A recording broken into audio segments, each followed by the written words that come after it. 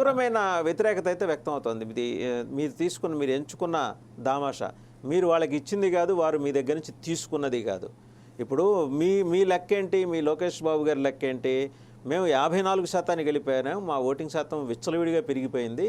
So జనసేనకి ఒక 4-5 ఇస్తే పోలా సరిపోలేదండి. ఇన్నాళ్ళు ఆయన వల్లే ఆగింది. ఈ 25 చంద్రబాబు గారి ఔదార్యం వల్ల 25 జనసేనకి వచ్చాయని నేను అనుకుంటున్నాను. కానీ లోకేష్ గారికి స్వేచ్ఛ ఇచ్చుంటే ఎందుకు నాన్నగారు ఒక 4-5 ఇస్తే సరిపోతుంది వాళ్ళకి, మనం 54% ఓట్లతోటి జనం గుండెల్లోకి ఇలా చొచ్చుకెళ్ళిపోయాం అని ఆయన చెప్తా వస్తున్నారు.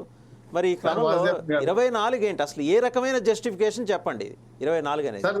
మిమ్మల్ని కాసి మీ నాయకుడు జైల్లో ఉంటే మీ ఎవరికి దమ్ములు లేకపోతే తనొచ్చి వెళ్ళి పరామర్శించిన తర్వాత మిగిలిన వాళ్ళందరూ మీ వాళ్ళు గుండెల్లో ధైర్యం కూడగొట్టుకుని పర్లేదు మనం కూడా వెళ్ళొచ్చు, ఆయన పరామర్శించవచ్చు అని చెప్పి బయలుదేరారు.